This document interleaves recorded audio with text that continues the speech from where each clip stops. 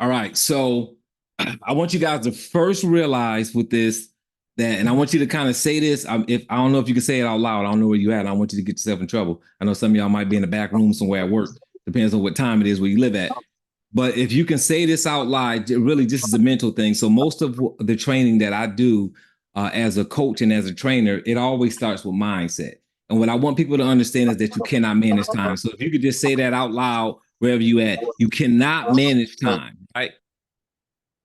Cannot manage time. You can only manage your energy and your schedule.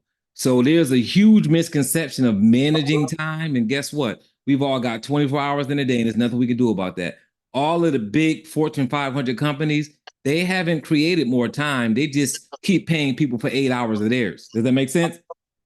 So that's what they do. When they say I need 3,000 hours in a day, well, I have to do 3,000 divided by 8 and hire that many people, right? Because I can't manage the amount of time that I have. All I can do is manage my energy and manage the schedule that I have with the time that I personally have. And that's really important when it comes to calendaring, because it's a misconception when you think that you can actually manage time. So this is just another calendar workshop. It's immersive, hands-on experience. And it really will transform the way that you schedule yourself, right? We're going to unlock the potential of Google Calendar, learn a few advanced techniques, some strategies to streamline your workflow. So we want you to have that perfect work-life balance if that's what you're looking for, right? Because Google Calendar can be used for personal and for life. I'm even going to show you how to do multiple calendars so that you can color code multiple calendars and say, I've got a fitness calendar, I've got a life calendar, I've got a business calendar, whatever you have going on, you can do all those different things right through Google Calendar. That doesn't cost you anything extra to do that. So this is just a slide showing what we do as a company. When we bring on coaching with the client, we do chronotype assessments, print assessments, and we do all those different coachings you see along the left: SMART goal, business, course creation, business automation, artificial intelligence, and AI content creation. Those are the different coaching programs that we offer. And we've done several hundred live trainings and in-person trainings.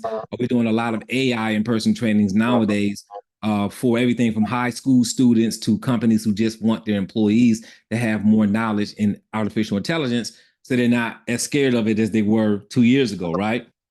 So raise your hand, right? Your physical hand or your virtual hand, if your calendar feels more like a battlefield than a helpful tool, right? Some of us, we looking at our calendar and we're saying to ourselves, man, like it's like going into your email when you've got 20,000 emails, you just don't want to do it, right?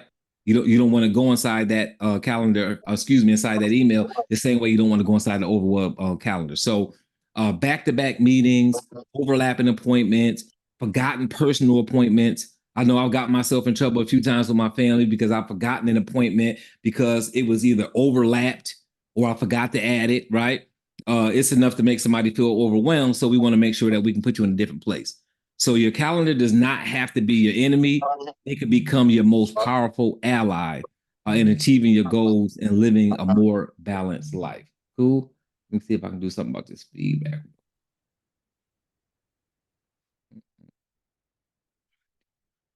All right. So moving forward, right? So another question for you. Ever feel like you're drowning in your to-dos, right? I know a lot of people, they like to do those big to-do lists, and before you know it, you got a yellow tablet with 2 sheets of to-dos on it, and you've only got about 3 or 4 of them marked, right? And I know with me, I have SOS, right? I have because a lot of people want to call it ADHD, but I'm old school, so I call it SOS, which is shiny object syndrome, right? So if I see something move, I look. So I can't work in a Starbucks. I can't. All these people that work in coffee shops with laptops, I could never do it because every time the door opens and somebody walk by, I look up because I'm a people watcher. If anything moves, I turn my head. So my office is always on the second floor of my house because at one point in time, I had my office in the front on the first floor where I could see out the front window and I ain't get no work done. Because every time a car go by, I look out the window. So now I'm up here. I can't see anything out my window because I'm up in the air. So it allows me to get work done. So that focus is really important. So I used to make those to-do lists so I can cross things off that list. And now because I have an electronic calendar, it gives me the ability to actually create tasks and then I can still have that thrill of marking them off, as you'll see when we get further into training. So your calendar isn't just a schedule, it's your most powerful, productive tool if you're using it in the way that you should use your calendar. So just a quick icebreaker for you guys. So I want you guys to put something in the chat. Share one word that describes how you currently feel about your calendar.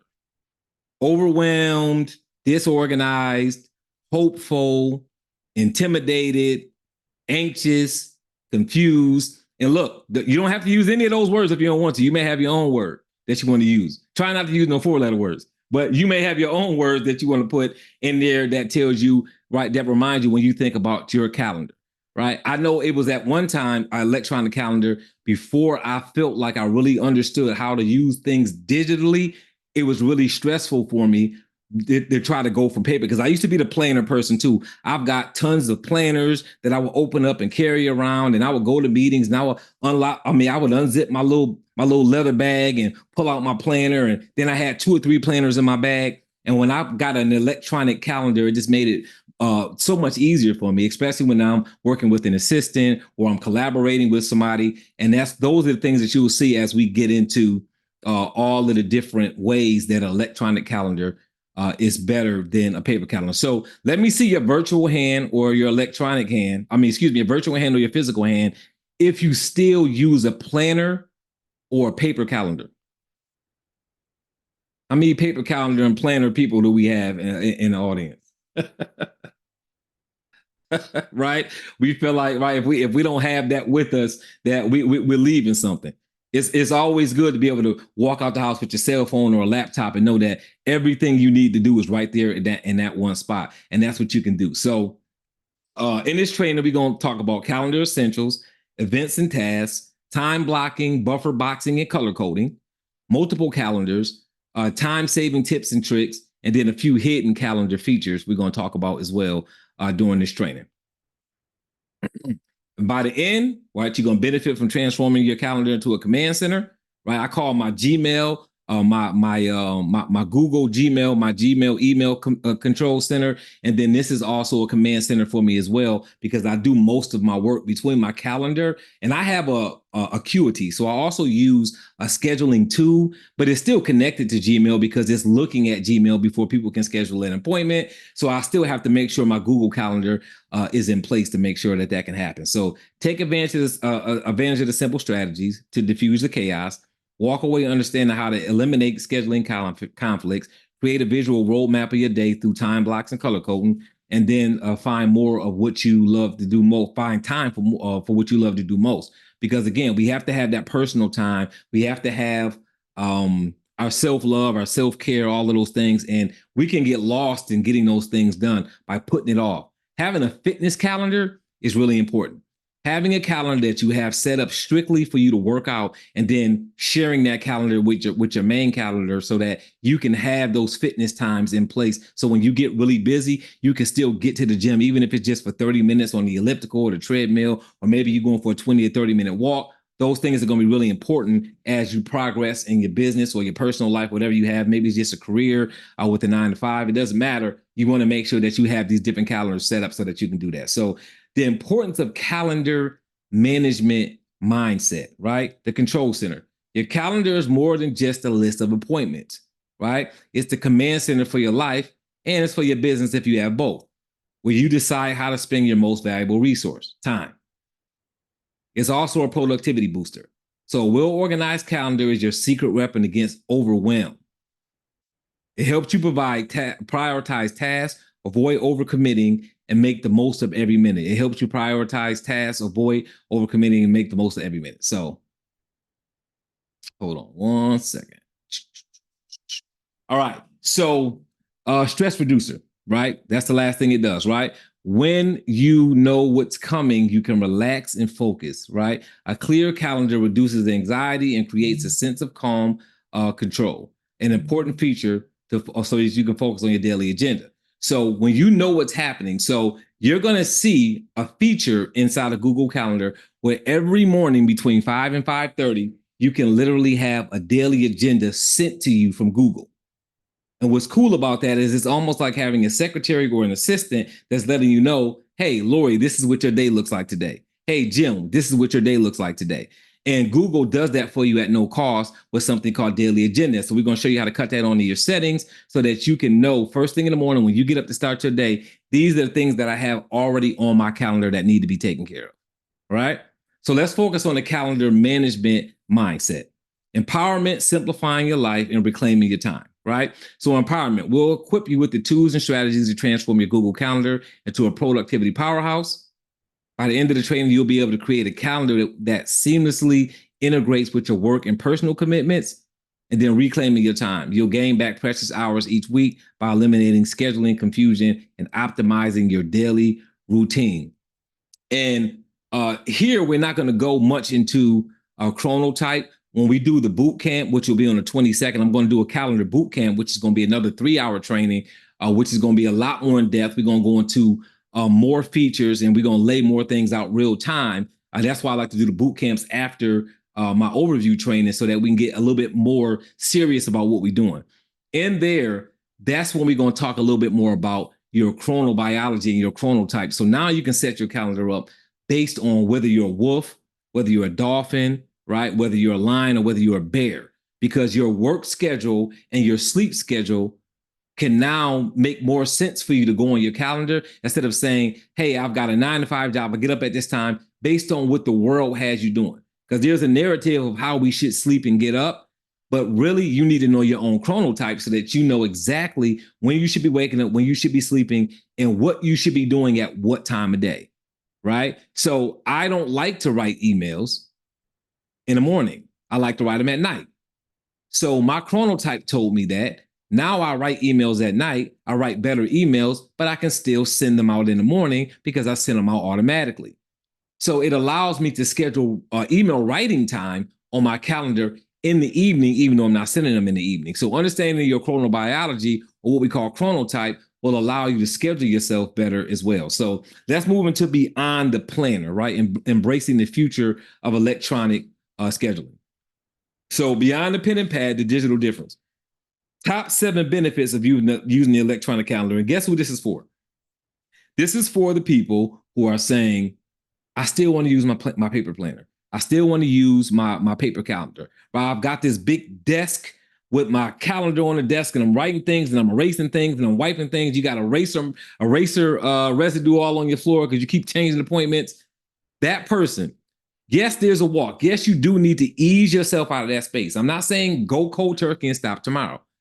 I'm not saying having a paper calendar is wrong where you're doing something necessarily wrong. It's just not the most convenient way, the most productive way to run your business, right? You're slowing down your progress. So look at these 4 bullet points here.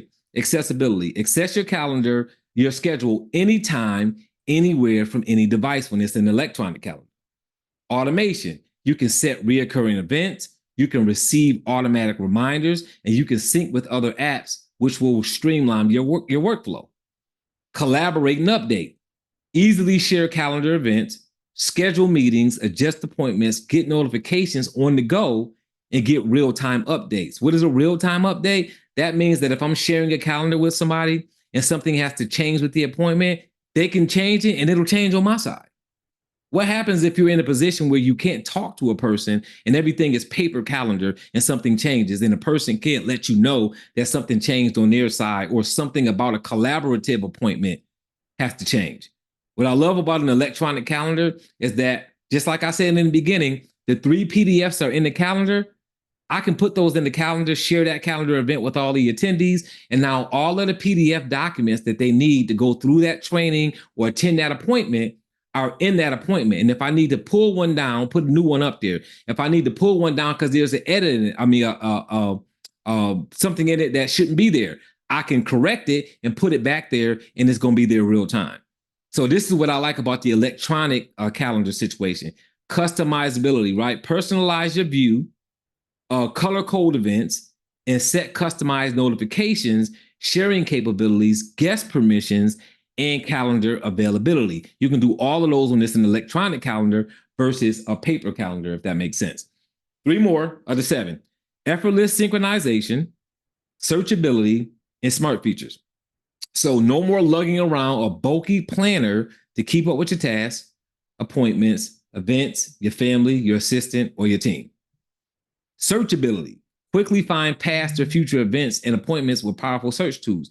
No flipping through pages endlessly when you've got some kind of book, journal, some kind of paper, like a paper book type of planner, and you're flipping through there. When I'm trying to figure out if I met with Deborah 6 times in the last 5 months, I can literally go to my calendar, go to search, type in her name or type in her email, and it's going to pull up every appointment I had with her that's on my calendar. Now I can see what day it was, what we met for, and I can do that in 30 seconds versus me taking a planner and flipping through it and trying to figure out when I met with Deborah. Does that make sense to everybody? If that makes sense, put a 1 in the chat. So we're talking about moving your day faster because sometimes we get lost in this. Oh, I met with this person. Did I meet with them last week or 2 weeks ago? If that's an important question you have to answer, right? Especially when you get to a certain age, right? Because you forget really, like, was it 2 weeks ago or was it 3 weeks ago? I can simply go to my Google Calendar and type their name in or their phone number or whatever particular about that appointment, and it will pull the appointment up. And now I've got the date, I've got the time, and I can go directly to that appointment and look at it, right? So that searchability is important. Smart features, integrating with your email, tasks, Google Contacts, and other apps for a seamless workflow, right? Get location-based reminders and travel time estimates, right? So you're gonna see on that guide that talks about pro tips on the last page. What I like so much about being able to add the location on the electronic calendar is that I have mine connected to Google Maps and to Waze. So what happens is if I'm sitting in the house and I have somewhere I need to be at 4 o'clock and it's 30 minutes away, I will literally get a reminder from my GPS that says, you need to go now because there's traffic, because it knows where I'm going and it knows what the traffic is. So if you download Google Calendar as an app on your phone, and then you have it connected to your Google Maps or your Waze, if you use Waze, I use Waze, then it'll let you know. They will talk to each other. And now the appointment location will have a conversation with your GPS. And now, again, you've got an automated system telling you what time to leave the house to get to your appointment on time. Does that make sense? Everybody put a 2 in the chat if that makes sense. So again, these are all things that'll help you move forward with these smart features as you get into that space, right? Right. So here's some features that paper planners can't match. Productivity powerhouse features, task integrations, like I just talked about, and the ability to link events to relevant documents or emails make electronic calendars indispensable and dominant workflow ally, right?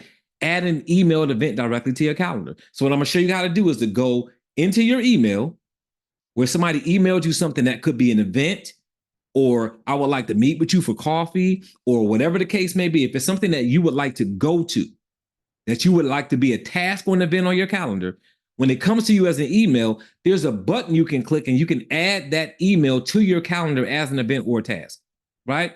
Try that with a paper planner, right? You just can't do it. And then Google Assistant features.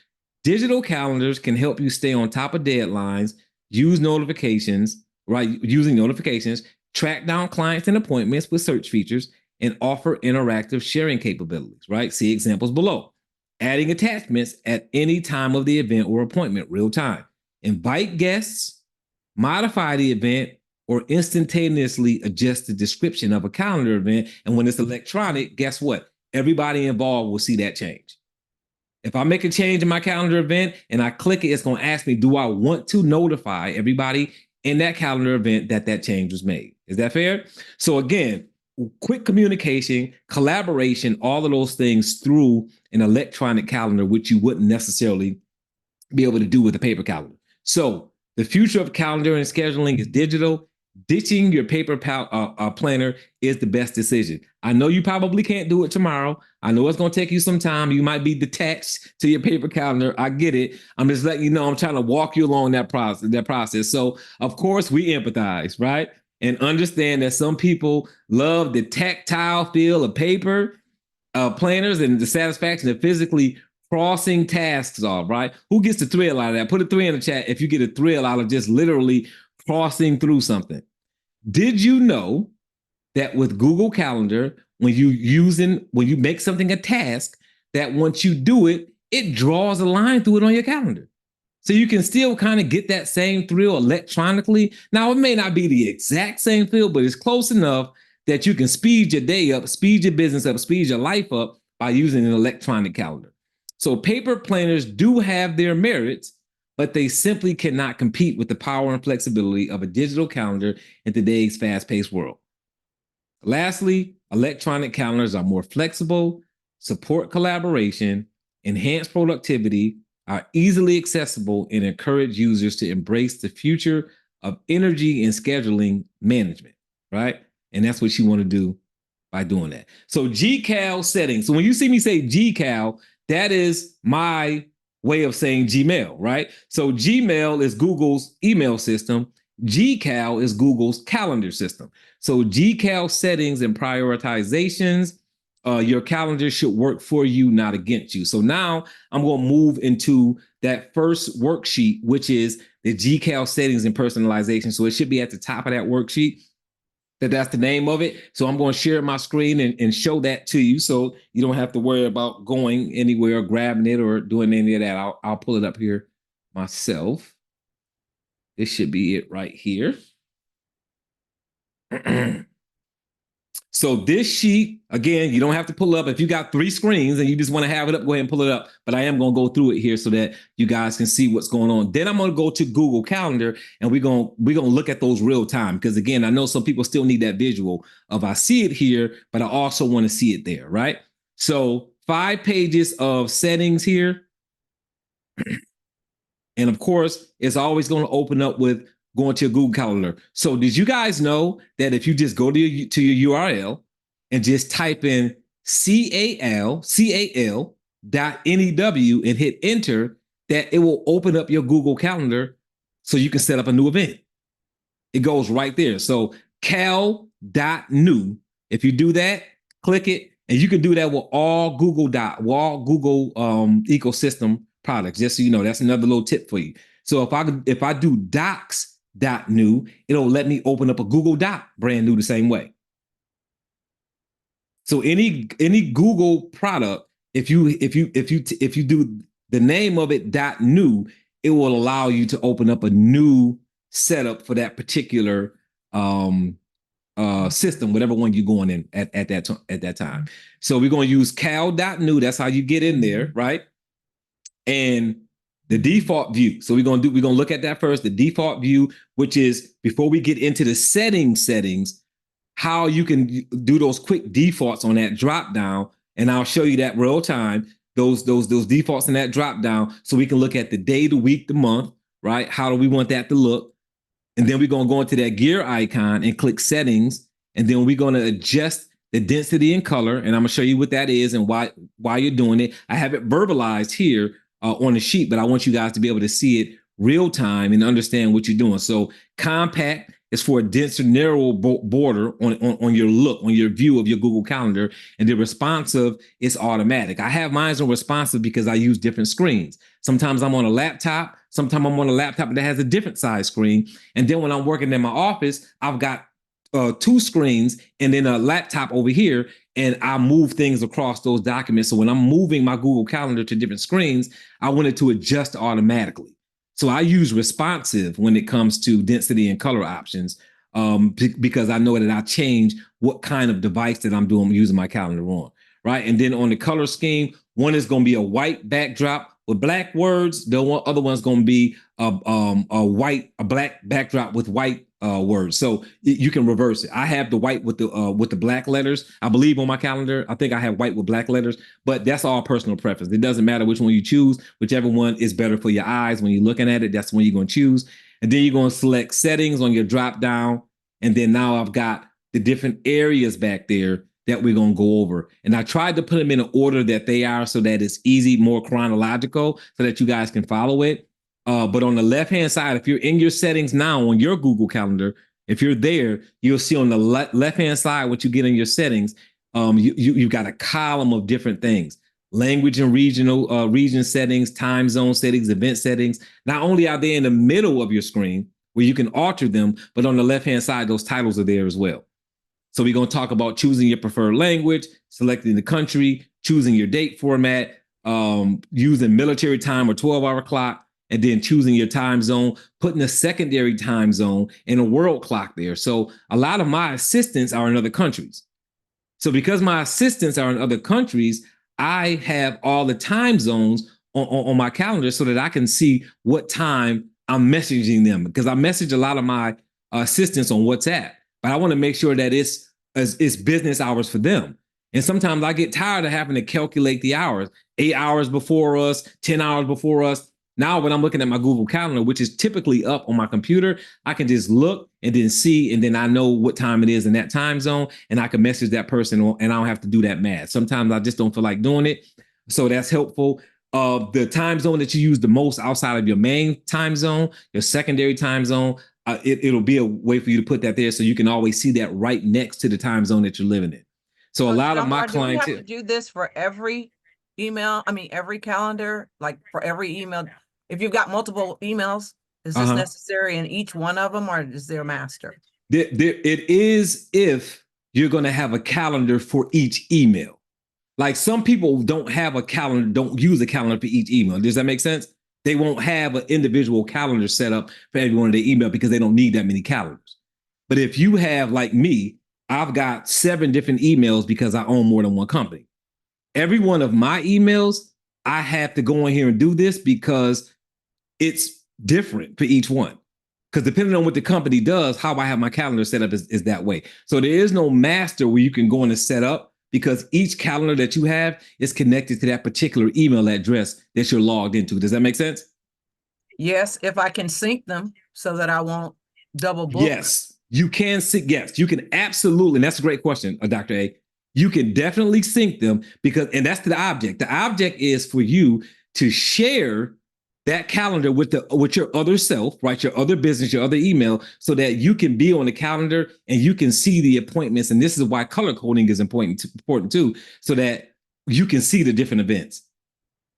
So you can definitely share those calendars. You can definitely have merge them and then separate them when you don't want to look anymore. Giving you the example, if it's a husband and wife with 2 different emails with 2 different calendars, y'all can share y'all calendars with each other. And then you can say, I want to see my significant other's calendar right now to see what they got going on versus what I've got going on, because I'm setting something up and I want to make sure that I'm not double booking them. You can click that on the left-hand side, which I'll show you real time. Their calendar will show up in yours. And now you can book it and know that you're not overlapping on their calendar. When you finish doing that, you can click the button and then pull their calendar off the merge. And now you won't see what they've got going on. You can only see yours. And that's the another benefit of using the electronic calendar, because it makes all of that so much easier. Where if you had just a planner, you wouldn't be able to accomplish that with that kind of ease. You would have to get on the phone and call a person and say, hey, look, this is what I'm looking to book. So I'm also going to show you how to do that even when you have just people you're collaborating with. So if you've got 7 people who've got 7 Google calendars that you guys are planning something, a meeting, you can literally go into there, go and share y'all calendars with each other so that y'all have the ability to see each other's calendars. Then I can actually click and show all of y'all's calendars with mine. And then I can say, find a time that we're all available to meet. And I'll let Google Calendar do that for us. They'll find the time and then say, this is the time that all of you guys have empty on y'all's calendar. And now that's a suggestion that you can send to the other people instead of waiting to hear back from 6 other people to match calendars, if that makes sense. So I'll make sure that I cover that too. I believe I have it in the verbiage here too as well to cover it. So that's the answer to that question. So time zones, event settings, default durations, default guest permissions, all of those, notification settings, and then your view option settings. All of these we're going to be going into, but they're all here. So you don't have to worry about getting lost. If you get lost, you can come here blow by blow, step by step, and see what you did. Then I got a pro tip down here. Just experiment with different settings so that you find which one is the best for you. So I may suggest a setting here while we talk, but you may on your own time go in and play with some different settings that might be better for your business or your personal time or your personality.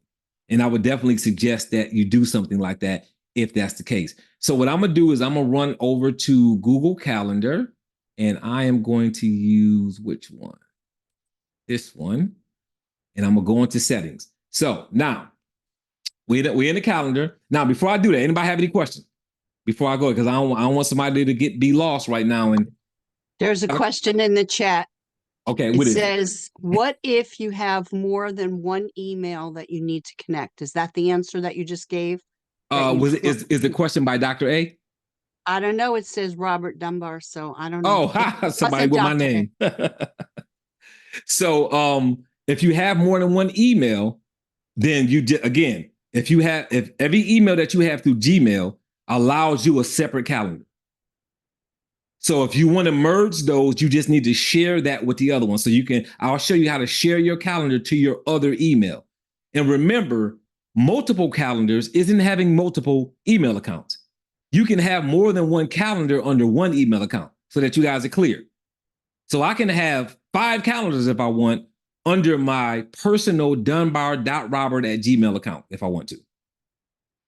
So that's a thing that you can do. So you don't need to set up a new email to have a new calendar.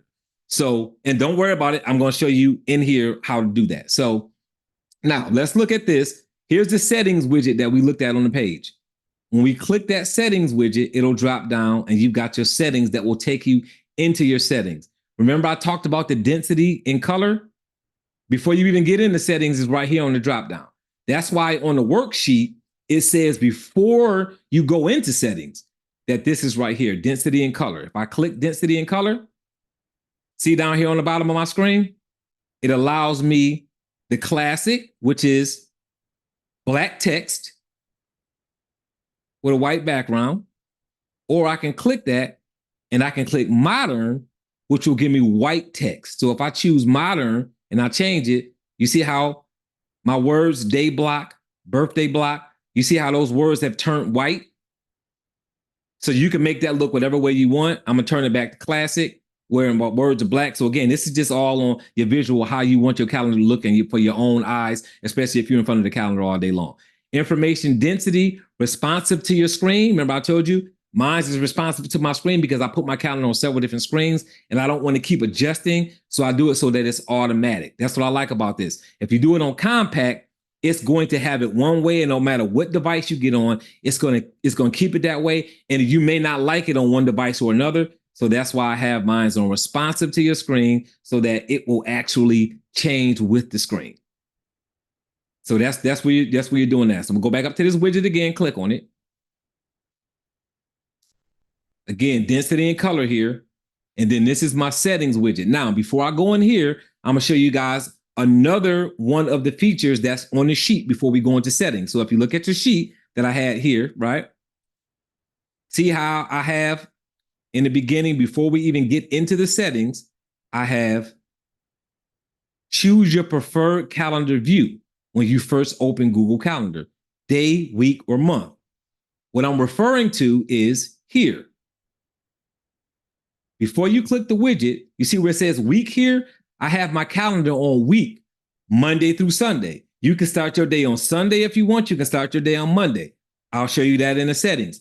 But here, what you will see is I can click this and I can change the view from day to week to month to year, or I can pull my schedule, which is a really cool feature because if you have a bunch of things to do in a particular day, it'll actually list them down as a schedule. So if I say I want the schedule view instead of the calendar view, I can click this and it'll change my view to a schedule.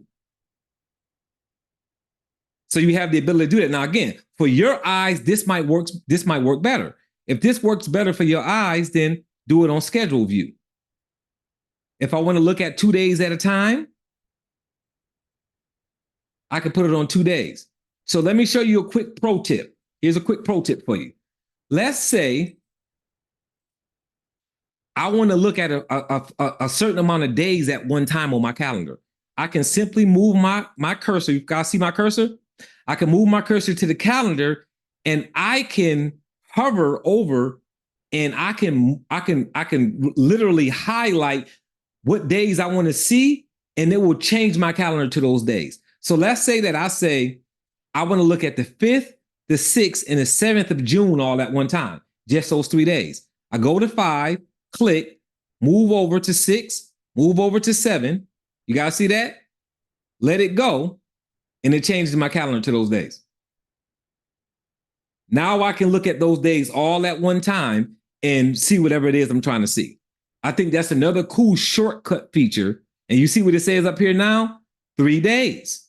My view is 3 days, right? If I say I want to look at the 18th, the 19th, the 20th, and 22nd, 4 days, or 5, I'm sorry, those 5 days, pulls it to 5 days. What else is cool about that is because now I have it on 5-day view, right? You guys follow that? Now that it's on 5-day view, if I click on any day on my calendar, it's going to automatically show the 4 days after that day because now it's in 5-day view. So if I go up here and I click on the 1st, it's going to now show the 1st to the 5th because it's on 5-day view. If I want to get it back to my week view or my day view, I just go back here and do it, right? Another cool shortcut. I don't even have to go here and do this because the shortcut keys are right here on the right-hand side.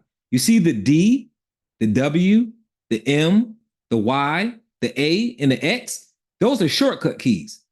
So let's say, for instance, I want to turn my calendar to just 1 day. I'm just going to hit the letter D on my keyboard and turn it to 1 day. If I want to see the entire week and I hit W, which stands for week, I hit W, it's going to change my calendar to a whole week. You guys follow that? If I hit the letter Y, it turns my calendar to the whole year. If I say, hey, I just want to see my schedule, I click S, it's going to change it to the whole schedule. So all I need to do is click those buttons and do that.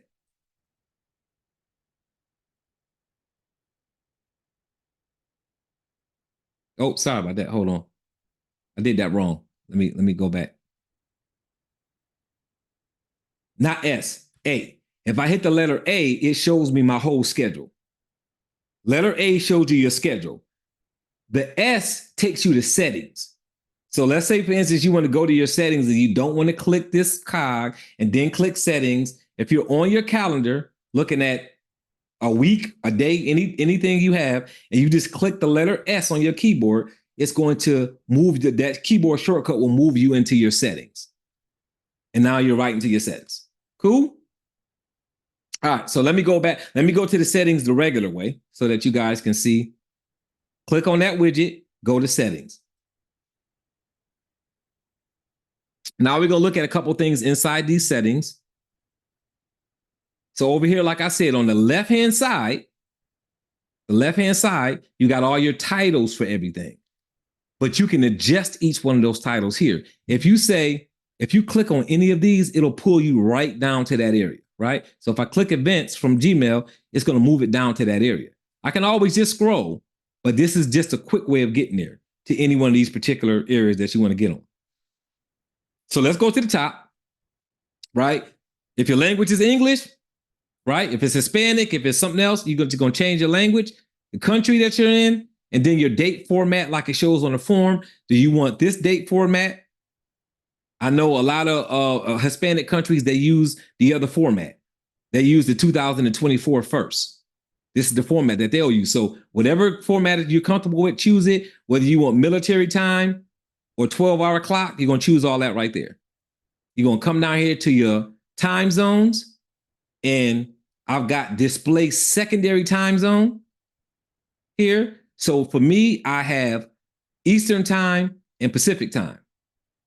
Those are the two that I have displaying as my primary and my secondary time zones. And if you want to label them, you can. You can call them something if you want. I haven't labeled mine, but you have the ability to do that. Ask to update my primary time zone to current location, right? And what does that mean? Why do I have that on? If you go out of town and you're in a different time zone, you go to another time zone in the US, or you go to Australia, or you go to Hawaii or wherever, right? When you go to open up your laptop, if you have this checked, your laptop will say, do you want to change your calendar to this time zone so that you don't mess up the way you're setting your appointments? So it will automatically do that for you if you have this on. It'll ask you that question if you're in a different time zone. So if you travel a lot, that's something that you want to turn on. This is my world clock. I've got show world clock.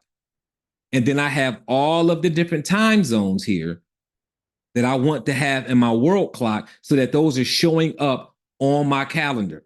So let me go back to my calendar so that you guys can see that. So you want to see why it makes sense. You see over here on the left-hand side, guys? I've got my calendar here, but below it, you see how I've got all the other time zones? So if I'm on my computer working and I go to message one of my assistants that's in Pakistan, I can look over here and see what time it is in Pakistan to see whether or not it's appropriate for me to message that assistant at that time.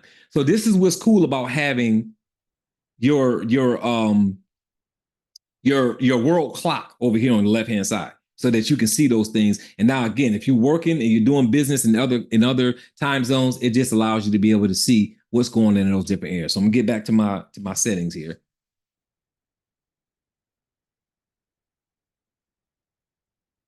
All right, so that's your world clock. Event settings, speedy meetings. I don't use this, so it's not on the sheet that I gave you all. And let me tell you why I don't. Because I set my own buffers on my appointments. So basically what speedy meeting is, it's just a buffer. So if you do a 30-minute meeting, it'll end that meeting on your calendar 5 minutes early so that you've got a 5-minute buffer to take a break before your next meeting. If it's an hour-long meeting, it'll give you a 10-minute buffer. So it'll cut your meeting short 10 minutes. I don't use speedy meetings because I set my own buffers. So if I've got a 90-minute client I'm meeting with, I will typically have a 15-minute buffer before that 90-minute client and after that 90-minute client. That means when people go to book another appointment, it's not going to allow them to book back to back. So I manually do that because I don't want I don't want it to be 5 and 10 minutes. My meetings are different. I have 90-minute meetings and 60-minute meetings with my clients. So I change mine. I do it. I buffer it myself, and I use my Acuity to do that. So I don't use speedy meetings. If you choose you want to, that's what it is. So it's got your default duration, 60 minutes. This is your default for this is how many minutes a meeting is. So what I mean by default is when you go to set a meeting, remember, if you typically have hour-long meetings, then you want to set this to 60 minutes because whenever you go to schedule an event, it's going to automatically make it an hour. Now that's one less thing you need to do when you're setting your event, right? Put a 4 in the chat if that makes sense. If you're saying, no, typically I do 30-minute meetings, but you're going to click this and you're going to change it to 30-minute meetings. Now, every time you go to set an appointment, you don't have to adjust how long the appointment is. If the majority of your appointments are 60 minutes, then put your default on 60 minutes. So it saves you time, right? Modify the event, default guest permissions. This is just saying people who you are in the event with, what are you allowing them to do by default, right? If you say, look, I don't want them to modify the event, I don't want them to do anything, you can turn those on and off. So right here, I've got no guest permissions on. That means that when I set up a schedule an appointment and I add people to it, they can't do anything to that meeting by default. But if I say, no, I want them to be able to invite other guests to the meeting, then I'm going to turn that on. And now they can invite others to that meeting. So whatever it is that I want them to be able to do I want them to see the guest list? So be careful with see guest list. I always have that off because I want to protect people who I'm having meetings with information. So if I'm doing a meeting like we're doing now, and I think there's like 60 people on the calendar event for this meeting, well, I don't want y'all seeing the other 59 other people's emails because they may not want you to have them because you may try to market to them or whatever the case may be. So you want to, if you're having events and you're doing trainings or any kind of event where you're inviting people, make sure that see guest list is not on so that people can't see other people's email addresses or maybe see who's at that event. If it's a personal situation, family, or a group of people who all know each other, that's something different. Well, my default is on invite others, but these are off. Again, I only have this on because I have those kind of meetings. If you're having meetings where you don't want people inviting other people because they're more private meetings, then obviously you don't want to turn that on. Let others see all invitations that have permission and then automatically add Google Meet video conferences to events that I create. That's all personal preference. I don't use Google Meet. I use Zoom So I don't need to have that there. If you're a person that you're using Google Meet, then you may want to add Google Meet video conferences to the event that you create automatically, so that that's not a step that you have to take every time you schedule an event. So that's all. That's going to be personal preference. Notification settings, desktop notifications, right? That's what I have.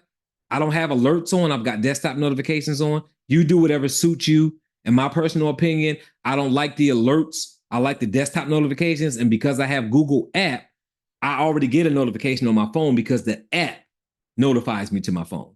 So if you have the Google Calendar app on your phone, it's going to notify you on your phone anyway. So the desktop is so when I'm in front of my computer, a notification pops up on my right-hand corner that says, hey, you've got a meeting in 5 minutes. You've got a meeting in 1 hour, or whatever the case may be. Oh, you have to go pick your son up from this event.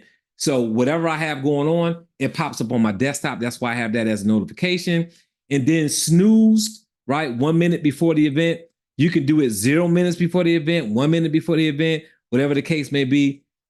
This is just showing snooze notifications. So sometimes you're working, you're focused, and you cut your notifications off or you snooze your notifications. So you can snooze your notifications until 1 minute before the event. So let's say I'm working on a project and I'm saying, I don't want to see all those notifications and reminders for my event. I just want it to pop up a minute before it starts, because all I need to do is click Zoom and get on it, right? Again, I told you guys I have shiny object syndrome. So for me, you will see on my calendar events, I've got like 3 or 4 notifications, because 5 minutes before the event, that don't mean nothing for me. In that 5 minutes, I've been forgot again that quick.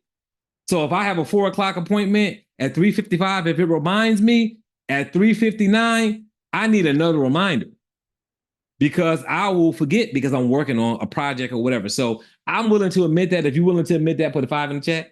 So this is really helpful for me when I'm in those different situations. Play notification sounds. Put that on if you want your notification to be audio so you can hear it. And then notify me if I have responded yes or maybe to an event. So that means that if Nancy sends me an event and invites me to something, and I say yes or maybe, my calendar will notify me when it's time for that event, right? If I turn this off, it won't. So just understand that, again, this is a way for you to have reminders without you having to look at things all day long. Here are just some view options for you. Show the weekends on your calendar, yes or no. Show declined events, yes or no. Show completed tasks once they're done, yes or no. Show week numbers. I like week numbers because I like to know what week I'm in. So you will see on your calendar, if you have show week numbers, if you're on week 36 of the year, it has that up there. I like to know what week I'm in because of different things that I do with my business. So if you want the week numbers to show, click that. If you don't, uncheck it and it won't be there. Display shorter events the same size as 30-minute events. What does that mean? That means that if you have a 5-minute appointment, sometimes, again, depends on whether you wear glasses or whether you're at an age where you got to squint to see. You don't want that little slither of a 5-minute appointment showing up on your calendar and you miss it. So if I have a 5-minute appointment with somebody or a 10-minute appointment, it still shows in a big block like a 30-minute appointment. So I can physically see it. It's still only going to be a 5-minute or 10-minute appointment, but it just makes it bigger so that I can actually visualize it, especially if you color code on your calendar. Reduce the brightness. Oh, hold on, wait a minute. Go. Yeah, reduce the brightness of past events. Why does that work for me? So let me go back to my calendar so that you can see what I'm talking about. You see how right here, Monday, May 27th, 28th, 29th, 30th, those days are done. So you see it's dimmer, is letting me know that those days are already passed. So if I'm looking at week, but I go here to the week of June 11th, you will see on the 12th, how bright these are from the 12th to the 16th, but the 10th and 11th are dimmer. It's just a visual way for me to know that those are past days if I'm looking at my calendar. And here's the week that I was talking about, right? We're in week 24. So it's June 24th, and this is week 24. Again, if you have any kind of if you do any kind of voluntary benefits or anything like that, that's probably going to be important for you to know what week you're in. And plus, I do a lot of other things that are contingent upon what week I'm in. So that's important for me to have that to show that on my calendar. So personal preference for me. So I'm gonna shoot back to these settings. Scroll down some more, and here, Start week on. When do you want to start your week? I start my week on Monday. Some of you all use Sunday, right? Some of you all use Saturday. Depends on what your setup is. If you want Saturday to be the first day of the week, then you choose it. Mine is Monday. That's how my calendar works, Monday through Sunday. Set custom view. I have my custom view on 2 days because a lot of times I like to look at the day I'm in and tomorrow, right? But if you want to change that, all you got to do is click it, drop it down, and change it to whatever you want your custom view to be. And then alternative calendars. I don't get into this, but you may. Chinese simplified, Chinese traditional. It depends on who you are and what you have going on in your life and whether you want to use alternative calendars. So you can always do that there if that's something that you choose to do. Events from the calendar, right, can automatically create events that can be displayed on your calendar. These events will help you keep track of things like flights and other reservations. What that does is if you book a flight and they send you something saying, hey, this is the time of your flight, here's the appointment, add this to your calendar, it will automatically add it. So it says show events automatically created by Gmail in my calendar. So when it's coming in through Gmail, you can have it where it automatically does that. That's what this check is for, right? And then privacy of email events, only me. So what that will show is if somebody's looking at my calendar, because my calendar is public, then it's going to show that I'm busy. It's not going to actually show what the appointment is.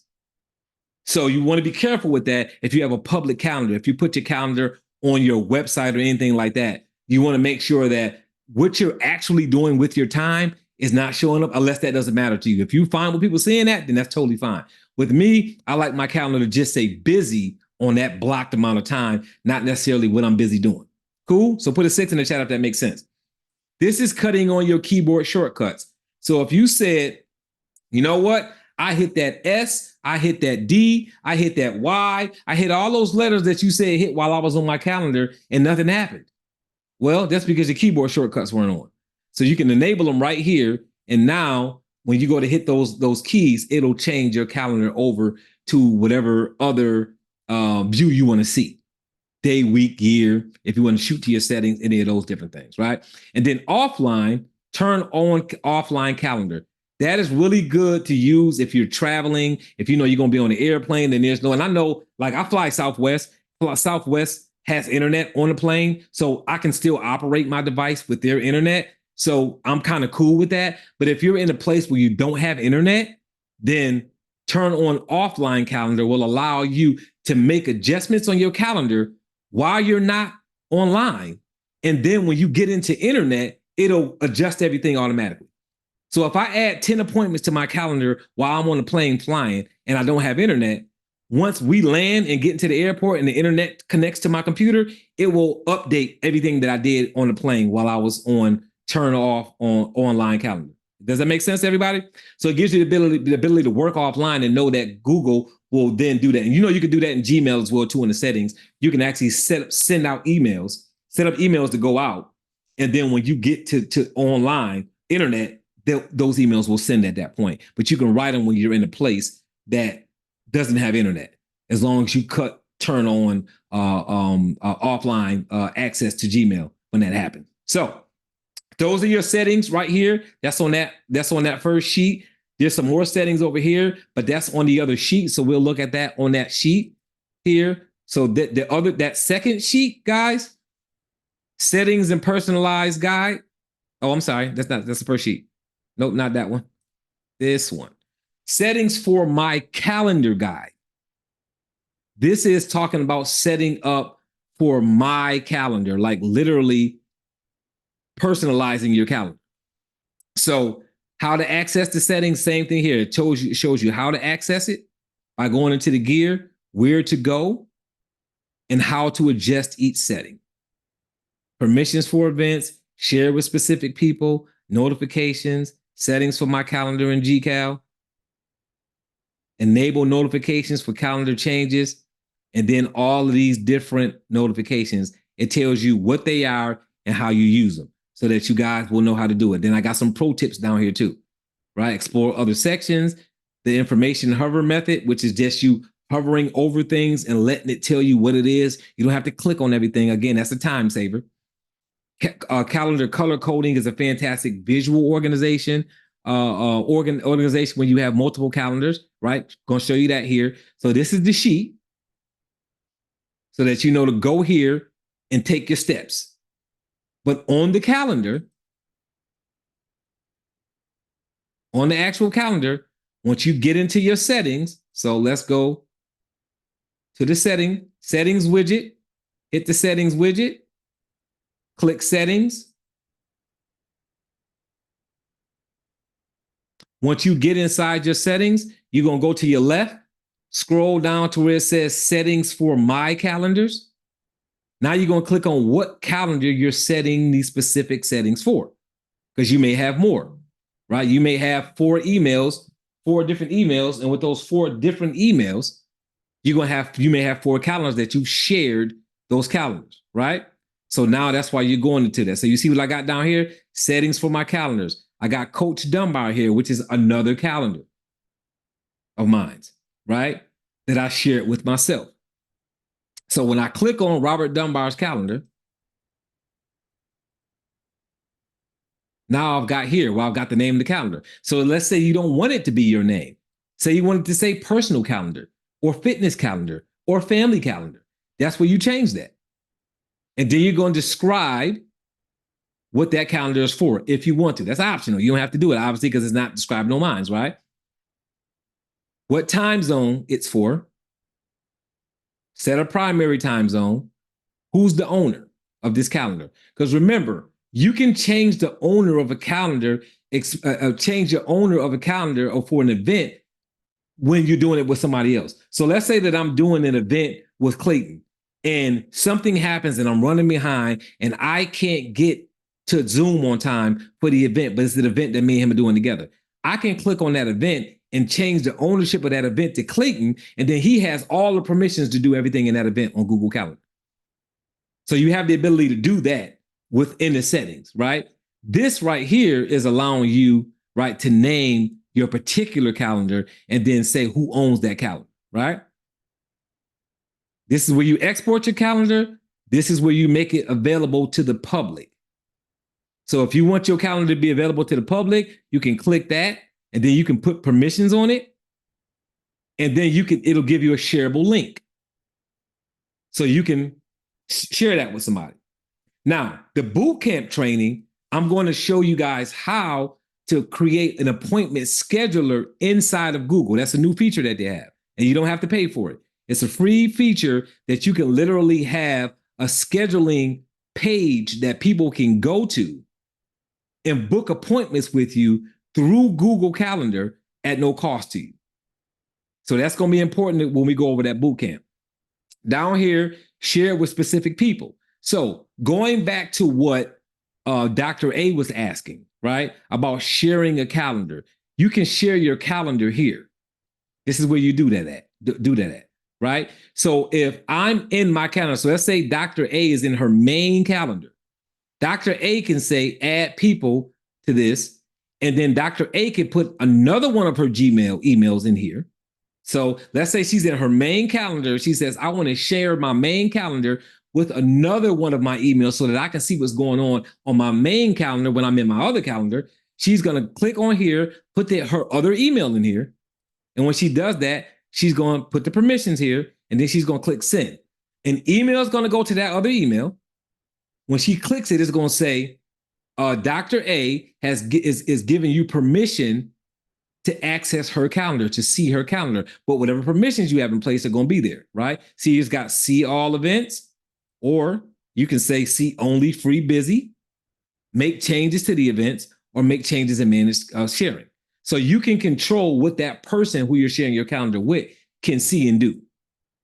You're going to do that there, then click send. So if you've got 5 emails and you've got one main calendar and you want to be able to see that calendar in your other calendars, then you're going to email your main calendar to each one of those other emails, and then go to the email and accept the email and accept to be able to see that calendar. Put a 6 in the chat if that makes sense, or 7, whatever number I'm on. I'll be losing track sometimes. So that's how you share your calendar. If you have a significant other, if you've got a college student that you want to know what's on their calendar, You can share your calendar with your son or daughter that's in college, and then tell them to share theirs with you. And now you can see what's going on their calendar without contacting them. So you see, I have here Coach Dunbar. I've got my Dunbar.Robert, which is my personal, and then I have my my shared calendar, which is my other business calendar. So let's go back to the main calendar so you can see what I mean. Now I'm in my Dunbar.Robert, right? So let's say I say, I want to see my calendar side by side. I can go over here to view, click week, make it one day. I'm looking at Tuesday, June 11th. I can now go over here to my other calendars. Watch my cursor, going to the left, dropping down to other calendars. And now I click Coach Dunbar calendar. It will pull that calendar up side by side and say, this is what's happening on Coach Dunbar's calendar on June 11th. If I say I don't want to be in day view, I want to be in week view, what's it going to do? It's going to show me what's on that calendar here. Now, there's nothing on there, so it's not going to give me anything but this one thing. So I got the same training that I'm doing now on this main calendar. I have it here too. So you see how it's showing here busy, but it's not telling me what it is. It's only saying busy because it's not letting me know what Coach Dunbar is doing at that time. It's just saying Coach Dunbar has something that he's doing. Does that make sense? Because I put that in my permissions. So now I merge those calendars together. And this is how you would do your significant other or your son or your daughter or your brother or your sister, whoever that you're sharing a calendar with. When you do that, their calendar will show up here. And now if you're saying, I need to set an appointment, but I want to find the time to do that. When you go to create that event, and I click event over here on the left to set up whatever I'm doing, I'm going to click more options. And then I'm going to click find the time. See where it says event details? I'm going to click find the time. And see what it's doing is looking at my calendar. But you see this right here? You see this fading in and out right here? Y'all see that going in and out like pulsating? That is letting me know that the other calendar that I have shared with my calendar has something here. So this is not a time that they can meet. Does that make sense? If I'm in an event with guests, all guests, it's going to show me everybody's calendar that's shared with me that's a guest. So if I'm doing an event with 4 people and they've shared their calendar with me and I've accepted to be able to put their calendar on my calendar, I can now have it on all guests and it's going to show their schedule. Right? Required guests, no guests, or all guests. Right? And then it'll help me find a time to have that meeting. If I'm looking to find that, if I'm looking to schedule that appointment. So it's really just that simple in doing that here when you're creating an event. But we're gonna look more at creating an event here in just a second. Let me close that out. You have someone with a question hand up. Oh, go ahead. Unmute yourself and ask your question. Deborah? Okay, so when you pull in other calendars and you talked about how you get a list of things to do from Google, it automatically generates a list of what's on your schedule for that day. Will it combine and show everything from all the calendars if you do it this way? Yes, if you pull them in. So again, if I go to my main screen and I'm not on week, but I'm on schedule like this, right? Yes. Whatever calendars I click over here. So right now it's got holidays in the US. It's got another calendar I have for a marketing company that I have. And then I've got Coach Dunbar. See, I can turn that off and turn it on. So when I click this on, it's adding that here. So see where it says busy? Right. This is the other calendar. Now watch now just keep your eye on this where it says busy. When I click off my other calendar, it takes it off. Because that's showing me from the other calendar. Right. So if I had 3 children, well, I have 4 in real life, but if I had 3 of my children's calendars here, and I was booking a family vacation, I could literally click each one of their calendars and it'll tell me their agenda. That's It'll cool. add their agenda to my schedule. And now when I go to book that trip, I can now change. What I would do in that circumstance is I would go to create an event, and then I would say find the time, and it'll let me know. If I go to book and say we're gonna fly out on June 26th at 3:00, it's gonna say you can't at that time because Deborah has an appointment. So it'll let me know that. So now I'm not haggling for time. Does that make sense? So everybody put a I guess a 7 this time, or no, put 8. Put 8 in the chat if that makes sense. Okay. So hopefully that helped. Yes, thank you. Yeah, absolutely, absolutely. Robert, when you were talking about the it will find you space in terms of an open time, was it the blinking part on the calendar? Was that available or not available? That was not available. Okay, thanks. Yeah, that was not available. Yeah. So what'll happen is anybody who that's sharing calendars with, all of their appointments will show up. It's not going to tell you what they're doing unless they gave permission for it to tell you exactly what they're doing. It's just going to be boxes blocking that time, and they're going to be pulsating. So you know that these are all appointments that other people that you're looking to schedule with have already, they've got something going on at that time. You can't use that time. And if I choose a time that I just want to choose, and I just missed that, any person that has something booked at that time is going to let me know that I can't book that appointment at that time. Not if I want that person to be there. Nice, thank you. Yeah, which Coach again will Dunbar, help you. Yes. Does this only connect with other Google calendars? If they've got a Yahoo or anything else, that won't connect, correct or incorrect? Correct. It will not. It'll only let you share. And the thing is, I'll look into that for you too, because it's probably good for me to know. I've never tried to share it with somebody, with another account. I've never tried to do it with Yahoo or Outlook, like try to share. I know that Google does work with other systems. For instance, I can forward and control my Outlook email in my Gmail. I don't know if you can do your Outlook calendar in Google Calendar, but I will get that answer for you so that you'll know. Fair? Fair. Thank you. Yep, absolutely. So I'm gonna go back to I'm going back to my calendar. I'm going back to Robert Dunbar's calendar, going back to where I was at, so we don't lose track here. Event notifications. Again, receive notifications for events on this particular calendar. Remember, I can set defaults. So let's say that you say, typically speaking, when I have an event, I only want a 30-minute appointment. I mean, a notification. Or let's say you like me, shiny object syndrome. You want to have 3 notifications, one an hour out, one 30 minutes out, one 10 minutes out. You can set those here. And now you won't have to keep doing it every time you set an event. So now it's taking the work out of every time you set an event, you don't have to keep adding these notifications, because if you do it back here in the default settings, now whenever you schedule an appointment, it's going to automatically give you a notification an hour out, 30 minutes out and 10 minutes out. Is that fair?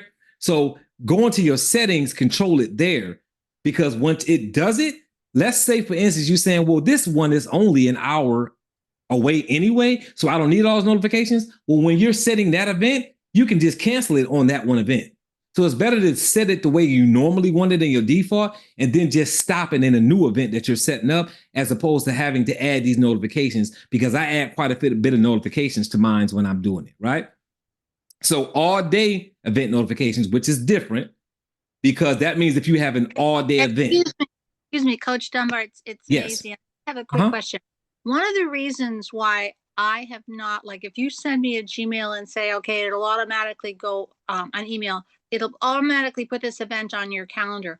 I never accept it because I'm so dependent on notifications. See, and like, if you send me a thing that you're going to have an appointment tonight at 8:00, I can't go in there and say, notify me 10 minutes before. Gotcha. So I won't accept you. Okay. So I've never accepted anybody. So if I go in here though, and I say add a notification of 10 minutes, when you if you sent me your thing and I accept from you that I'm going to go to your event in Gmail, and your calendar is really putting it on my calendar, will I get a 10-minute notification? Yes, and I need to maybe talk to you offline to find out Mhm. why that's happening anyway, because it shouldn't be. So let me tell you what I mean by that. When you're setting a notification on your calendar, you should be able to do that even when somebody sends you an event, because it's notifying only you. You're not modifying their event. You're just notifying yourself of the event. Does that make sense? Yes, it does. Yes, it does. But like I said, when I tried it, I couldn't do it. And I went, this isn't going to work for me. So I don't accept anybody's. I type them all in again, so that'd be a big time saver if I don't have to do that. Yes. So if you and I need to, what I would ask you to do is Mhm. let's you and I jump on Zoom together Mm-hmm. so that we can do that real time. I will Okay. send you something, you click it, and then you share your screen so I can show you how to do the notification, right? In an event that you accepted, instead of you having to create an event, instead of just taking what somebody made and just accepting it. Right. Does that make sense? Good. Thank Yeah. you very much. Yeah. Yes. Thank you. And here's another way that you can do that as well. I'll show you guys that, where when the event comes in, not necessarily accepting the event that the person sent, but turning the event that they sent into an event on your side where you have full control. Because some people just want control, right? They just want control of the event on their side.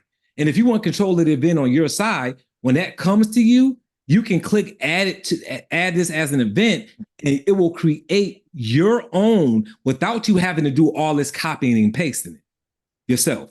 So that's another thing you can do. So I'll show you guys that as soon as I leave this settings area, because that's something else that I was going to be showing y'all in this time. Thank you very much. Absolutely. So here are your other, these here are just other notifications. This is saying, do you want Gmail, right? Or Google Calendar, Google Calendar to notify you when these things happen on your event? When you create a new event, right? Do you want a notification? When an event changes, when it's canceled, when you get an event response, right? Well, and then this is daily agenda, which I'll get to that here in a second by itself. If you want a notification, you go and click here. You either say none or you say email. If the emails are overwhelming for you, then you don't want to. If you've got, I do big events where, again, like this event I'm on, I think there's somewhere between 55 and 60 people on this calendar event, which means that every time somebody responds to this event, I'm going to get an email if I have this on. And I may not want all those emails.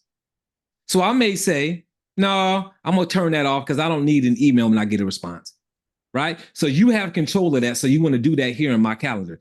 Daily agenda is where I told you that you receive the emails that they send. So if I go here to, you see this email and I type in, okay, here you go. So this is my other calendar email, right? So you see this says Google Calendar. When I click on that email, see what time that came in? 5:50 a.m. It normally comes in somewhere between 5:30 and 6 o'clock in the morning. It comes in and it'll let you know whether or not you have an agenda. This is one of my offset calendars that I don't ever have appointments on. So it's not showing anything here. But if this was like my regular calendar, it will be showing you here where I've got appointments. I think I have, I want to say I got it. Let's see. I'm not sure whether or not I did that here. I think I stopped it here.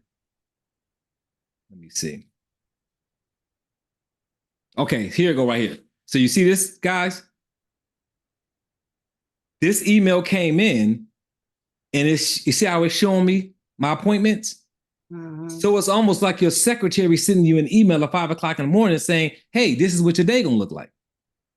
So before you even go to your calendar, you can literally just go to your email that Google has sent you. What I would suggest you put it in the folder over here where you know where it's at, and you can just get to it. And then when you get up in the morning, you can go to that, you can go to your schedule folder, your Google Calendar folder, or whatever you call it, and you click on it, and it's gonna let you know. And you see how it says over here what calendar it's for? Right. Tells you the calendar, it tells you what event you have, and now I know, right? Slept from 3 to 9:30. These are the appointments that I have. So again, it's almost like you got Google, using Google as a Google assistant in that sense. to set that up. So that's how the Google Agenda works. So that's why it's important to have that on. So it says daily agenda. Check and make sure yours might be on none by default. Put it on email, and between 5 and 6 in the morning, you'll get that email, and it'll let you know. This is I can't remember whether I put this on a sheet or not. I think I didn't put it on there because it may not be something that you're using. This just allows you to respond to an invitation from a forwarded email address. So I have a lot of email addresses. So I have forwarded email addresses where an email will come in and go to another one of my emails automatically, like as a filter.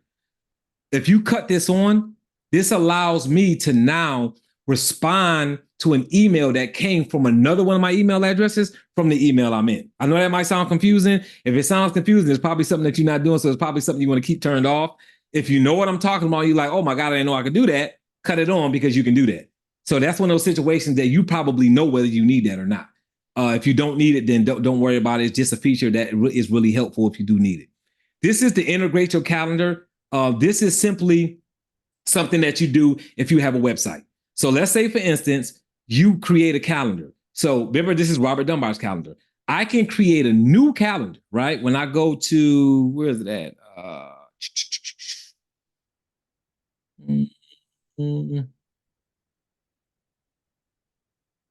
did I do?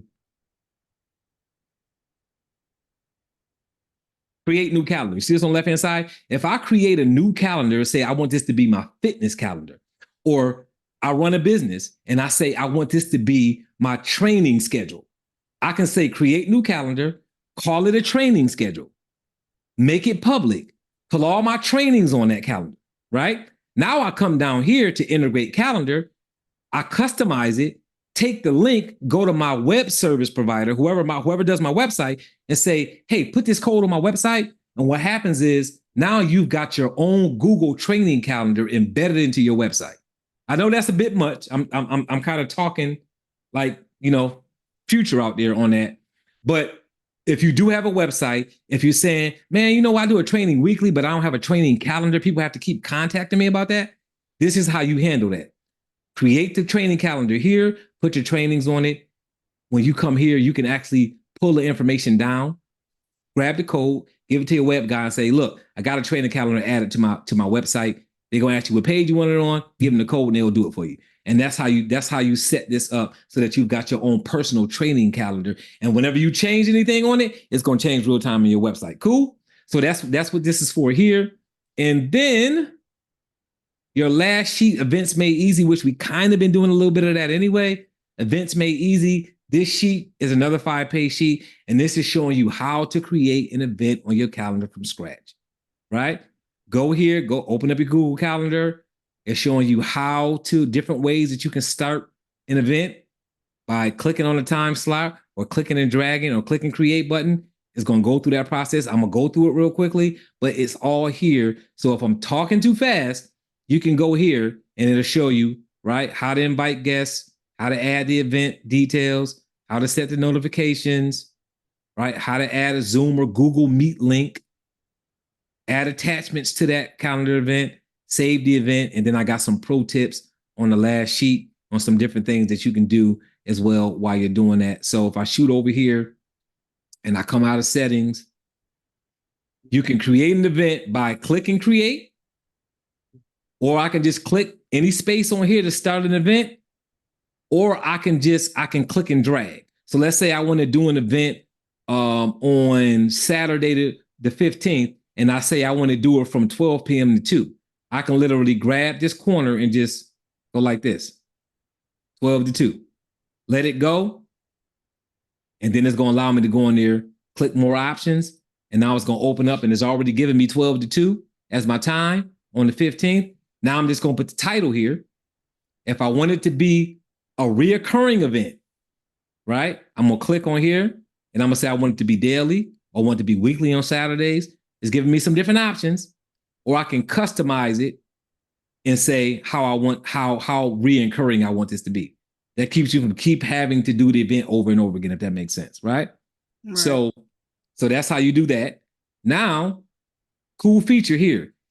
If you have a Zoom account and you have your same email that you use for Zoom. If it's not the same email, I suggest you change it.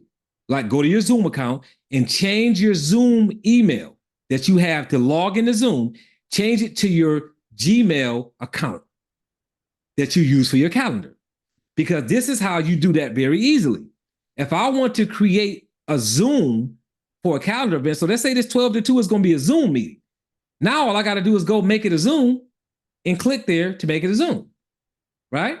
Mhm. I click it and it opens up my Zoom box. Now it's not doing it here because I'm not in that email. So if I went here and I created an event here and I said event, this is what's tied into my Zoom, and I click more options. If I say I want to have a Zoom event here, okay, now it's going to act funny. Hold on, it's doing something weird. Okay, here it goes. It popped up now. So if I click make it a Zoom meeting, see that? It's opening up my actual Zoom and allowing me to make the changes. So now I don't even have to go to my Zoom account and schedule a meeting. I'm scheduling a meeting in Zoom, in Google Calendar, using my Zoom account, which takes a step away from me doing a step away from my work. Does that make sense to everybody? Mhm. Time Right? saver. Time saver, right? Complete time saver. And now you see what it says here, add a Zoom attachment. So this allows you to just, right? And then it's going to take the meeting, the Zoom meeting location. Because it's a Zoom meeting, it's going to automatically put the link for people to register in location because it knows you're not actually going anywhere because it's a virtual meeting. So it's going to drop the link there. Now, when people log on to that meeting, they can go right here to add location and they can click it and it will take them into the meeting. Super time saver there, right? Now I can go to my notifications and you can do the same thing with Google Meet. And if you use free conference call, you're just going to click log in and it's going to open up a dialog box and you go ahead and log in into your free conference call if you have a free conference call account. So And got a question about that last screen. Uh-huh. Where you have add Zoom attachment, that's where you can upload the PDFs. So if I click add Zoom attachment, Uh-huh. it's going to do whatever it's doing. So give it a second.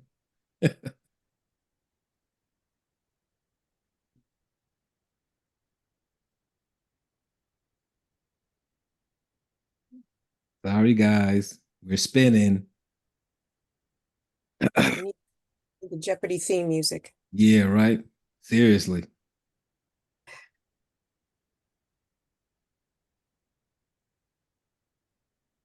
So this is for your your different features, right? Your whiteboard, your templates, all of that kind of stuff. This is not the add attachments for the people. If you want to add attachments to the people, that's down here. See where it says add attachment?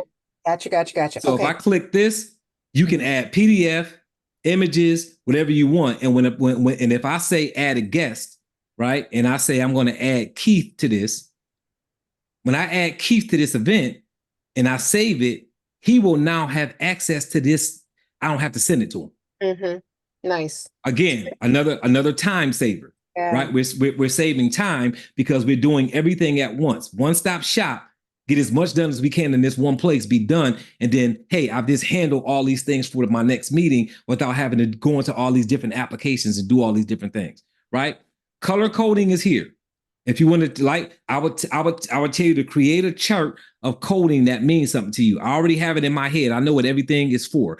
I know what color my AI trainings are, what color my regular coaching trainings are, what color my emergencies are. I have everything color coded, right? Yellow is family. So I have everything color coded. So this is where you change the color of your event.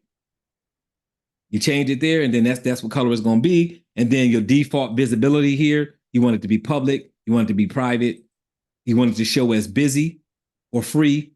You handle all of that there.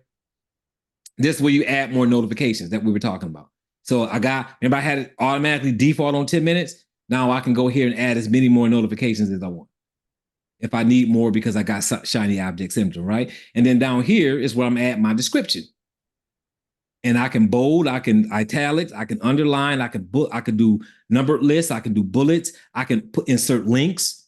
I can do all of that right here in the description. And whatever I put in here, anybody that's a guest can see it. Anybody that's a guest can see it. So that's how you're setting up your event inside your actual your Google Calendar.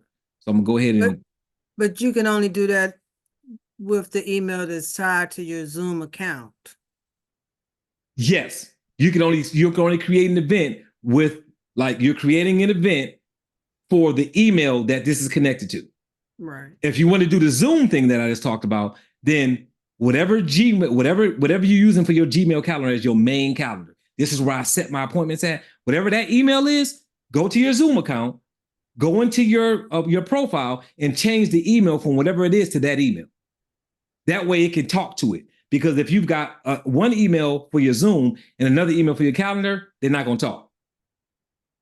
So it needs to, those need to match. And the easiest way to do it is just to go to your Zoom and change what email you have the access, your Zoom, just change that over, and that's how you'll solve that. So in the email, like what we were just talking about a minute ago, let's say that I had an appointment in here. Let's say that this was an appointment. So we were talking about it coming in. Remember, I said you may want control of that, and you don't want to just add the event to your calendar that they gave you because you don't have any control of that event. And you may want to alter some things. Maybe you want to change the color of that event on your calendar. So you want to control it. You guys follow that? Yeah. When that comes in, you don't have to say yes if you don't want to when that event comes in. So let's act like this was an event that happened with. Instead of me just saying yes and accepting it, well, they've got control of it. I can actually go up here to more, click on more, and say create an event. Oh. And what's going to happen is it's going to take the details. So now the cutting and pasting that you're doing, I got an email. I want it to be an event. Somebody sent me something. I want to put it on my calendar. You don't need to cut and paste. All you need to do is click more, click add as an event, and then it's going to open up your Google Calendar, and it's going to put all the details in there. And all you have to do is alter a few things, as opposed to creating the event from scratch and then copying and pasting everything. So that's how you're going to handle that. So it's going to populate here in a second. And once it does that, you'll see exactly what I mean. There's going to be some things you're going to have to alter. So I may have to alter the time. It's whatever the subject of the email was, that's what it's going to put in title automatically. Let's say that the email came from Lori. If the email came from Lori, it's going to automatically put Lori in as a guest. So make sure you're careful with that. If you got an email that came in and there's 3 or 4 people on it, make sure that you're not adding them to that calendar event if you don't want them on yours. If you're making this just for you, then when it shows them as a guest, you're going to X them out. So if that person was showing up here as a guest, you're just going to go over to where their name is at and then X them off the calendar, because you may not want them on there because it's just for you. But it will pull everybody that's CC'd, and the sender will be in there as a guest, because it's assuming that you want them to be a guest because you're setting up an event from something that person sent you. Is that fair? So It's going to do that automatically. Now you're just going to change your time. The same things I just went through, you're going to do the same thing here. Whatever was in the email was going to be in the description. So remember, the verbiage from that email here shows up in the description of the calendar event. So you don't have to cut and paste that stuff. It'll automatically be there. And then all you need to do is drop the location, the physical location, or the Zoom link in here. It may bring it over, I'm not sure, because this wasn't one that had a Zoom link, but it brings over as many details intuitively as it can, just so you all know that it will do that for you. So I'm going to cancel that. Coach Dunbar, on that question is, so let's say Lori sent you this thing and she now changes the time from 10 a.m. to noon. So she does that on her calendar. Mm-hmm. What's going to happen now on your calendar since you've made this your own event? Is it going to stay at 10 a.m. or will it go to noon? No, it's going to stay, because this is now your event and it's not attached. Like whatever she changes is not going to change. If that's a concern, that's a good question too. I'm glad you asked that question. If that's the situation that that happens sometimes, or maybe that person is going to change the event and I want to make sure I'm updated, then you're going to add the event to your calendar as they sent it. Click to add it. That way, when they update the time, it'll update real time on your side. So that's what you're gonna need to do in a circumstance like that. rather than create an event. Right. Rather than create your own event. Absolutely. Because remember, once you create your own event, it is now yours and nobody else can modify it. Yeah, you're on your own. Okay. Yeah, yeah. So you would have to either, and if that person is just assuming that when they send an update out through the calendar, you're going to know, then you're in trouble. Whereas Right. with me, I don't do that. If I change a time, I don't do it in Google Calendar because everybody don't always accept that. I literally will send an email to the individuals, but everybody doesn't do that. So if you're in a situation where they don't do that, now you're stuck in a scenario where the time is changing, you don't know. Right. And you may not want that to be the case. So that's how you would handle that in that circumstance. Okay. Cool? Thank you. Yo, absolutely. Thank Absolutely, absolutely, absolutely. All right. So the time blocking part here is really just you blocking time out so that you know what's left. Time blocking for me is, you see what I've got here, sleep. Keep it in mind. If you're saying, man, I got to build this calendar out, it's 24 hours in a day, I got to do all this work. Remember I showed you reoccurring events? Remember I showed you how to do that? If you know what time you relatively go to sleep, if you go to sleep at midnight and you get up at 7 o'clock, you may say, well, sometimes I go to bed at 11. So I get up at 6:30. That's fine. You can adjust that day for day if you need to, right? Or sometimes you may wake up when you woke up and you can make changes in your calendar if you want to. I keep my calendar real time, so I will make those changes. But you have to generally know what time you're going to bed. And if you don't, you probably should, which is what Chronotype will help you with. Because if you're going to sleep completely random, then you are killing your productivity anyway. And that's a whole nother conversation for a whole nother day. You should have a general time that you're laying down and getting up. I do not always stick to 3 to 9:30. Sometimes I may go to bed at 4. I never go to bed earlier than 3 unless I'm sick or something. So typically I'm going to go to bed at 3 or a little bit later. And if I go to bed a little bit later, depending on what I have to do in the morning, I may get up at the same time or I may not. And I'll catch up my sleep somewhere else because I take a nap once a day. But blocking the time, if I block 8 hours a day on my calendar for sleep, well, guess what you just did? You just blocked a third of your calendar. Right? So now all you got is 2/3 left to put things on because you've already blocked that much out. This buffer box you see here, you heard me talking about buffer boxing it. How many of you all are in situations where you're saying, I use my calendar, but by Tuesday or Wednesday, I'm already behind on stuff. I'd already done something for 30 minutes longer than I should here, an hour longer before I should, right? This is what the buffer box is for. When I start my week, if by Wednesday I'm behind a couple of hours, this is how I move my buffer box around. I can drag this around. I can say, you know what? I know that by Wednesday, I'm behind on things. So what I'm gonna do is I'm gonna take my buffer box that I already have here set up, and I'm gonna grab it and I'm gonna say, you know what? I need to put my buffer box here on Wednesday, and I'm gonna do it at 9 in the morning. And what that would be is my buffer box, right? This event, I'm say, okay. Now, why did I put my buffer box there? And traditionally, and let me move it somewhere else so that this makes more sense. Because if you've never seen this before, this is not gonna make sense to you. I'm gonna take my buffer box. Let's take a Saturday where I've got nothing here. Let's say I'm falling behind on things. I'm gonna have my buffer box set up here at 11 o'clock to 2 o'clock. And what that does is all of my stress, all of my overwhelm, all of my anxiety comes on. Because guess what I know? I've blocked 2 hours, 3 hours on my schedule to catch myself up on work that I've fallen behind on.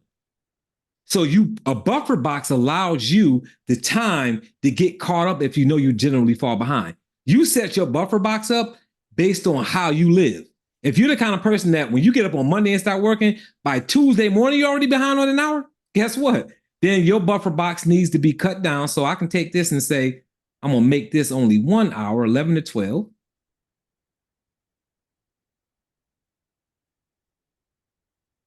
Like that. Oh, wait a minute. I set up a new event. I didn't mean to do that. Hold on. I was trying to do that with this event. I'm going to cut this down from 11 to 12. Right? And say, on Monday, I already fell an hour behind by Monday evening. So I'm gonna take this, and I say typically the day of I fall behind. I may say at 7 o'clock, at 6 o'clock, I'm gonna drop my buffer box there. What does that mean? That means that nobody can book me for that time. I've already allotted an hour to get caught up on what I fell behind on Monday. Now I'm not thinking Tuesday, I'm going into Tuesday, I'm an hour behind. I'm going into Wednesday, I'm 2 hours behind. And now you're stressing all week because you're not getting things done. You're creating a buffer box in your schedule. So now you can say, nope, I'm good. I've got a buffer box there. I know I can get caught up because I've allotted time in my schedule to catch up on what I fell behind. You can have buffer boxes all over the place. Create one as a block and then just drag it somewhere where it's not going to be in the way, like in your sleep hours, and just drop it there so it's there, right? It's just sitting on your calendar. Now when you go to need it, all you got to do is drag it wherever you want it to. Remember, you can drag appointments all over the place. When I'm looking at my calendar, if I decide that I want this appointment to be somewhere else, all I got to do is grab it and move it wherever I want. And now I don't have to go into the actual event and type a change. Drag and drop, move it, and you're done. You move on to the next thing. You're in and out of your calendar real quick. Does that make sense to everybody? Mm-hmm. So that's how you would do that within your calendar. What I suggest for everybody is take your main things that you have, right? If you've got a 9 to 5, what's your hours of work? If you got an 8-hour job and you sleep in 8 hours, guess what? You just did 2/3 of your calendar, right? 5 days a week, Monday through Friday, you got your work hours, block it off, block off your sleep time. Now all you're doing is putting things in on the space that you have empty. Now there's no overwhelm, there's no double booking because you know what's there. That's where you want to be. You want to be in a position where you can do that.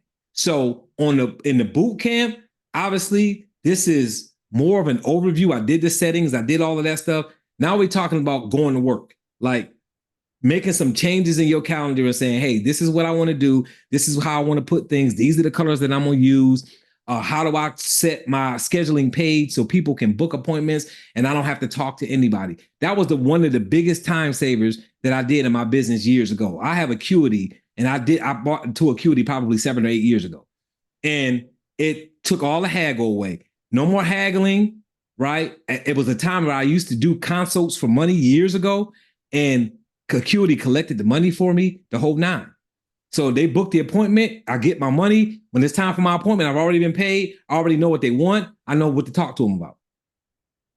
That's how you want your business to run, free flowing, so that you can literally, as the technician in your business, do what you need to be doing in your business. Is that fair to everybody? Yeah. All right. So if I say any more, y'all's head's going to blow up. I'm looking at y'all's videos and y'all like, I've been done half an hour ago. So anybody that has any questions, you can ask them. I am going to drop the link. I'm doing this boot camp the same way I did the other boot camp, just so you guys know. So it's going to be 3 hours. It's going to be on Saturday, June 22nd, which is about 11 days away. It's going to be the same time from 11 a.m. to 2 p.m. Eastern time. That way, if you're in California, then you got to get up at 8 o'clock. I don't want to do any earlier than that because you're probably going to throw something at me. But it's $69 for the boot camp. If you're in a group, if you do the group, it's going to be the same group pricing, which is going to be $147 for 3. I think it's $197 or $195 or something like that for 5, and then $350 for 10 people. So the pricing is exactly the same kind of boot camp, just a different topic. So anybody that wants to do the boot camp, what I'm putting in here right now is just the $69 link for anybody who's saying, hey, I'm just getting in the boot camp myself. If you're doing a boot camp, it's just you, it's $69. If you're gonna be doing it with some other people, then let me know and I'll send you the links. You're gonna get an email with them anyway, probably first thing tomorrow morning. But if you need that link, I've got links so that the price comes down for more people, obviously. But that's how you get yourself enrolled for the boot camp, and then obviously you're gonna start getting emails once you enroll. And the boot camp is gonna be more in depth. There's gonna be some more handouts, and it's gonna be more getting you into getting some things set up. Hopefully the handouts that I've already given you will allow you in the next 11 days to get some of that already set up, which is why I like to do the free overview training beforehand. Some of you guys got this and this is enough. And you're like, you know what, I'm done. I don't need no boot camp. this is enough. I can walk away with this, and I've got some things better. If you want more, if you want a little bit more hands-on, obviously the boot camp is going to be more detailed. Plus, you're going to also get the links for your 3 appointments with me that you can do one-on-one Zooms with me 3 times to help you get some adjustments made in your calendar that you may not know how to do or may not understand.